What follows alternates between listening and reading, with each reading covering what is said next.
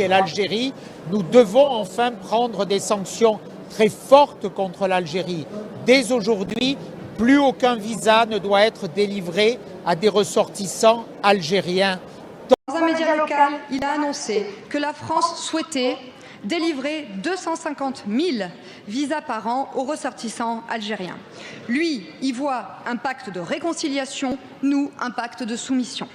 Il y a une différence majeure entre vous et vos camarades du Rassemblement national et nous, c'est que vous êtes obsédés par l'Algérie et que nous sommes obsédés par la France. Vous êtes obsédés par les Algériens, nous sommes obsédés par les Français et par... Trois choses, je les réaffirme pour les Algériens, avant nos amis français.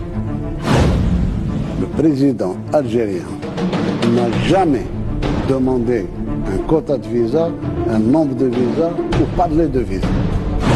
Deuxièmement, je n'ai jamais demandé d'excuses. Je n'ai jamais demandé d'indemnisation. L'Algérie ne fera jamais la manche. Il parle de visa comme si l'Algérie passait ses journées à supplier la France d'ouvrir ses portes. Quelle obsession! Il transforme ce dossier en feuilleton électoral parce que c'est plus facile de désigner un ennemi que d'affronter ses propres échecs. À chaque présidentielle, le même scénario. L'Algérie devient le punching ball idéal pour flatter une nostalgie d'un autre siècle et récolter quelques voix de plus. Mais la réalité est beaucoup moins romanesque. L'Algérie n'a jamais demandé de quota de visa, n'a jamais tendu la main et n'a jamais attendu votre permission pour avancer. Gardez vos visas et cela calmera vos surenchères de campagne. Une nation de près de 50 millions d'habitants ne construit pas son destin devant le guichet d'un consulat.